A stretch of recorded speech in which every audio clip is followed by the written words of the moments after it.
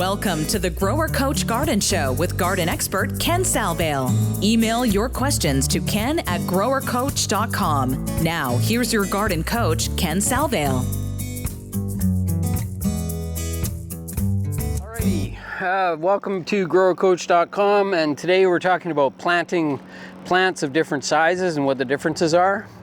And so number one is any plant that you buy or purchase, you need to sort of learn a little bit about it and sort of just remember that it's going to be requiring you to bring water to it directly each day or every second day or whatever it is, and I'll tell you about that today.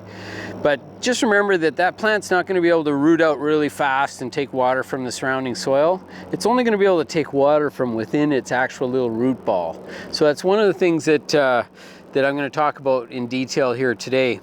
But most important thing is that water is going to be the thing that you're responsible for. Don't rely on irrigation systems unless the drip is dripping literally right at the trunk or right at the base. That's the only way you're going to get water right into the root ball. If the surrounding soil is mud, they're not going to be able to get any of that water out of that mud until they grow roots into it. And that could take up to about 3 or 4 weeks, depending on the size of the plant. So we're going to talk about how long it takes for these plants to establish, so when you can start to relax and not have to worry about it too much. So I'm going to start with a small size plant. So sometimes when you buy bedding plants, they come in a small pack like this, just a small pack. And then what you have to do is sometimes you have to take them out of the pack, and then you have to rip them apart into pieces. And you can see there's like individual little plants here. So each one of those can be placed and planted. The key is you got to rough the roots up a little bit. So these ones that you break apart, they're pretty easy. Like they're sort of self-roughing as you get in there. But you don't want these roots to be stuck in there too much. So you just kind of rough them up a little bit so they get out and reach out for that surrounding soil. Like I say, if there's mud there, you want the roots right out into it. You don't want them all squished into this little root ball. So small pots, little plants like this, you rip them out, you rough up the roots. I usually just use my thumb when I'm planting, so it goes really fast. But the deal with that is you'll plant it into the ground, you'll give it a good watering, and away you go. You're going to have pretty good success. That thing's going to root in about 6 days. If it's warm out, that is. Warm temperatures means faster rooting, but more dependence on water. If it's cool and rainy, they may not actually get much water from the rain, but they just use less water, so they're better off in cooler temperatures to establish. But anyway, that's small pots, and so I'm just going to set those back there. We'll reutilize those. And so those are small, and then this is sort of a small pot. This is called a 3201. So the name of the plant is often the number of pots per tray. And in this case, this is when they say 3201, that means that 32 of these fit into a flat, and there's singles, so there's one in each pack. This one is a 1204, so there's 12 of those little packs in a tray, and there's 4 plants in each pot, so 1204. So this little guy, if I'm going to take him out, he doesn't have much for roots on him, but if I'm going to plant him, I'm going to have to rough that root up a bit, just like that. I just roughed it up a little bit, and then I'm ready to put them in the ground.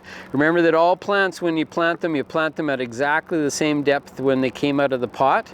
So you wouldn't bury this one up this deep, you just plant it to the same depth as it is in that container. So this little guy takes about 6 days to start to establish, and really fast to root in. So the next size, when we move up into a little bit bigger pot, we'll find we got a bigger plant, and this one again, these are not heavily root bound, but we'll have a look, and you can see all the roots in this one. And this guy, if I'm going to plant him into the ground, I still got to do the same thing, is I got to just loosen these roots up a little bit so that the roots are kind of nice loosey-goosey like this. And you get the roots out like that, what they'll do is they'll get right in contact and touch the soil of the surrounding area. So remember what I was saying, that the plants have a hard time taking up moisture from the surrounding soil, especially if you left that in a hard lump in there. They would never be able to get that. They would only be living on just the water that they have in that little root ball. In the nurseries, these are watered every day. So that's what they're used to, is water every single day. And so what happens here is we're going to put it in the ground, and we're going to walk away and just leave it for a week and not check it or anything. No way.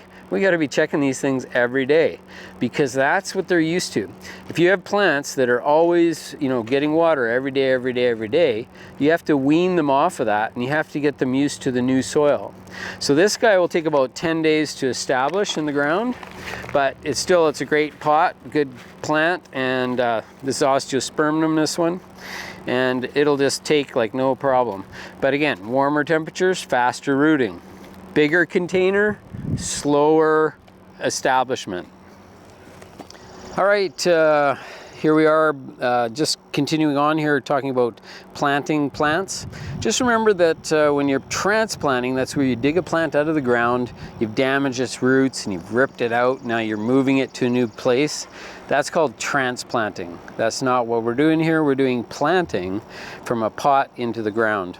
So when you're planting plants, again, we talked about the little pots, and now we're just going to move up to a little bit bigger pot.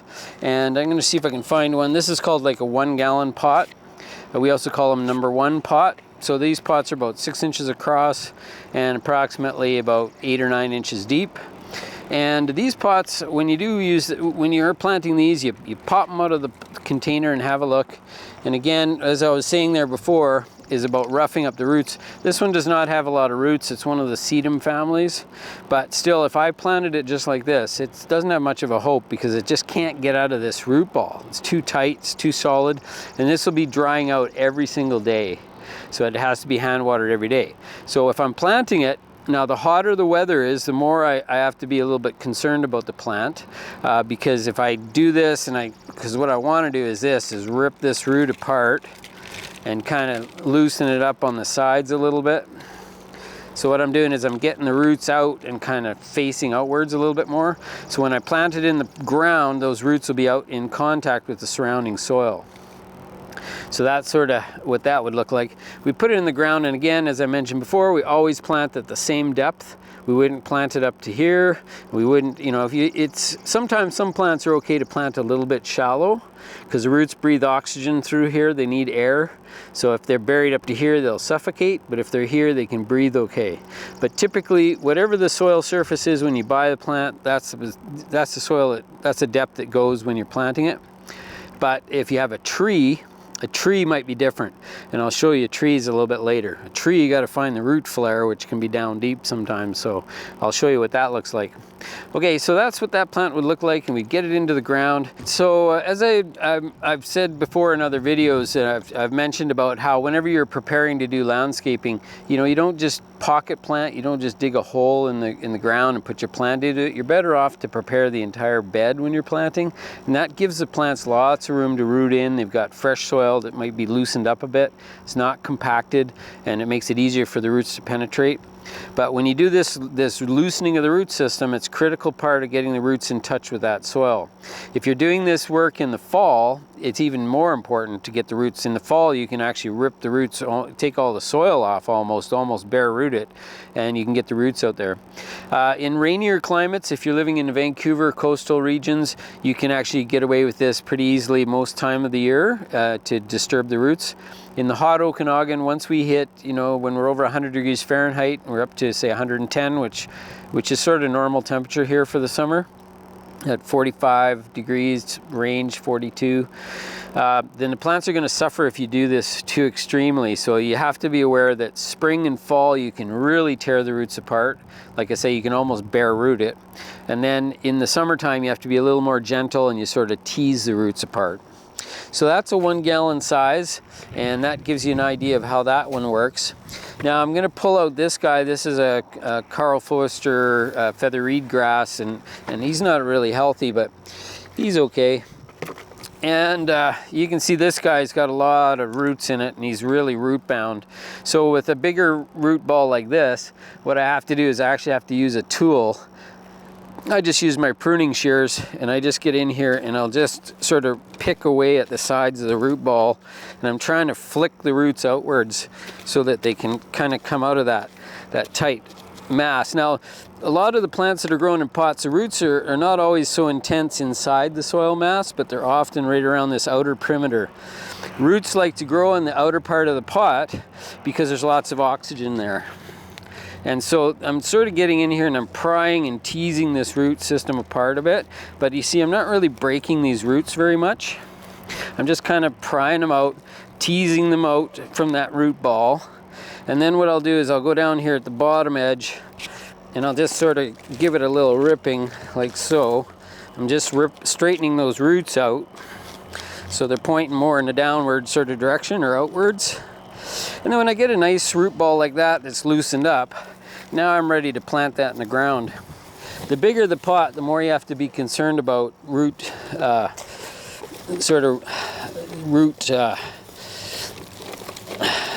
where the roots are just way too grown in.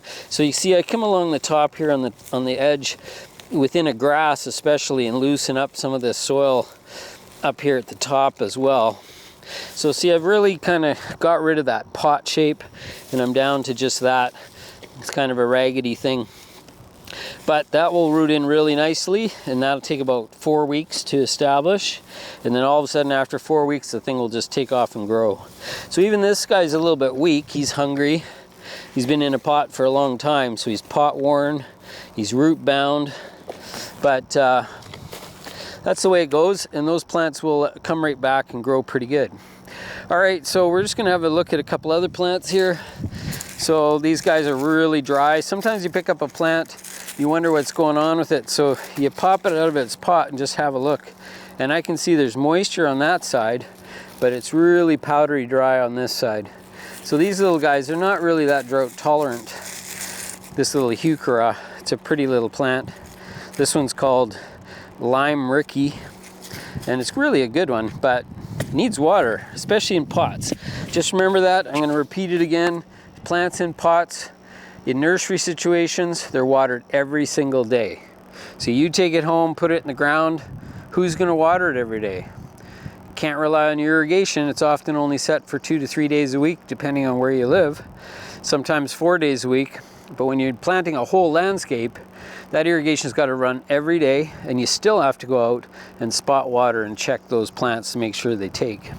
Now, when you get into bigger pots, so we're moving up the ladder here, and I've got a couple fairly good sized ones. When you get into bigger plants, bigger pots, it's just the same thing. You're going to probably have more roots. It's going to be more intense.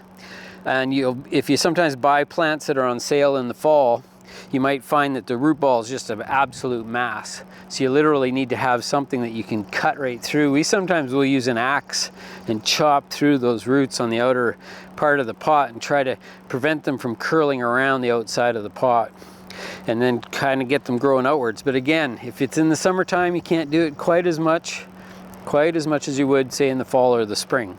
The shoulder seasons, you can do anything with plants and they seem to survive.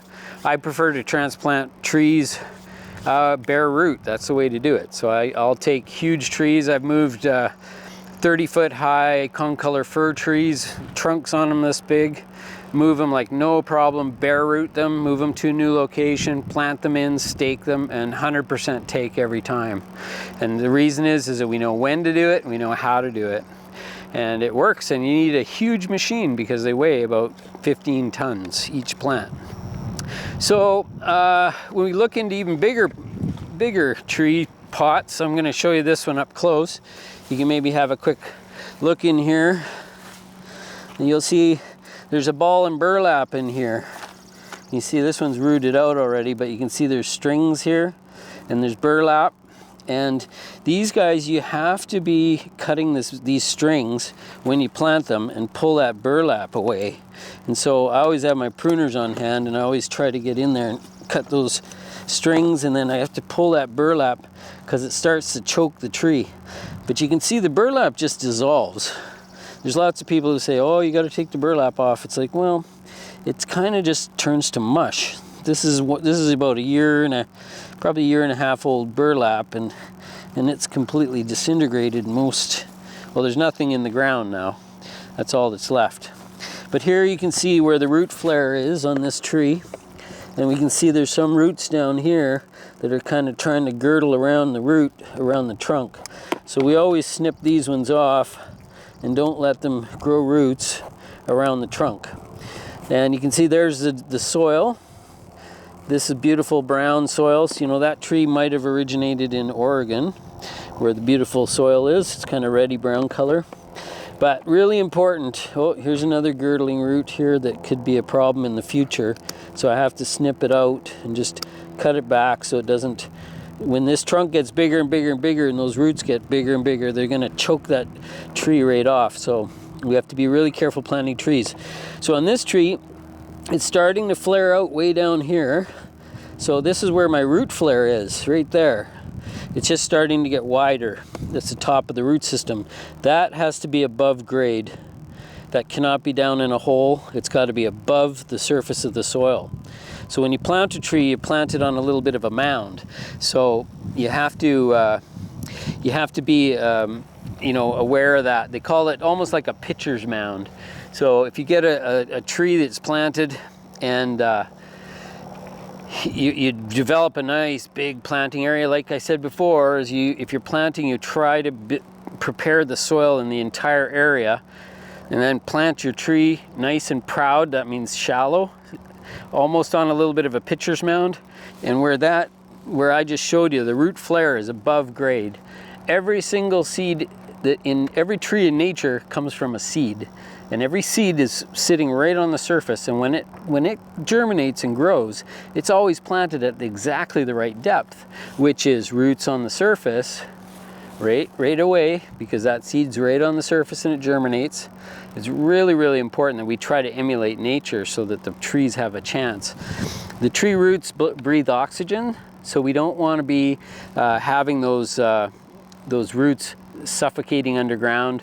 So that's why when we plant them on a little bit of a mound, the moisture's down on the sides and down underneath it, so the roots will grow, but the air is coming in through the top.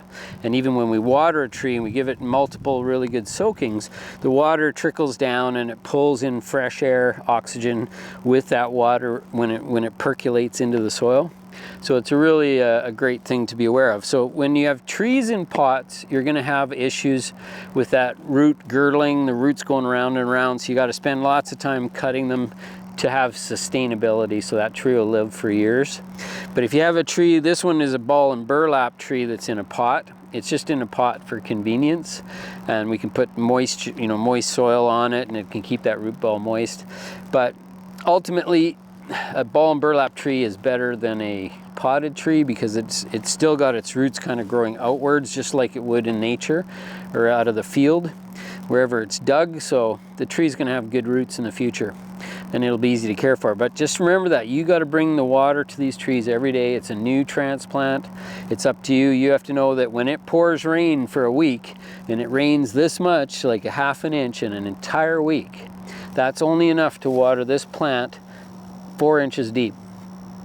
So think about that, 4 inches deep. If it rained all the rain in a week, a ½ inch of rain all at once, it wouldn't even water the tree once. So irrigation systems, they spray water all over the place. They're not going to water the tree. Same thing. They're going to put a ½ an inch of water, like for a lawn, E1 application. That's not enough for a tree. Drip lines, you have to have 3 or 4 drip lines on this tree, like on all sides of it, and it's got to weep in there every day to keep enough water on the tree like this. These guys are going to be needing that 1 to 5 gallons of water either every day or every second day for the duration until that thing establishes. Bigger the tree, longer it takes to establish. We talked about the little pots, 6 days for the little guys, and about 7 to 10 days for the little bit bigger ones. The 1 gallon sizes, you're probably maybe about 3 weeks or so, maybe 4 weeks. The 2 gallons, 5 gallon sizes, a little bit bigger, they're going to be more like 5, 6 weeks. A tree like this, it's going to take about at least the whole season. And if it's any bigger than this, it's going to take a year or 2. And if you buy a huge tree with a big trunk and a great big 2,000-pound root ball, which people do, those things will take up to 7 years to establish. So wow, what a difference, eh? So you got to baby those trees for that length of time.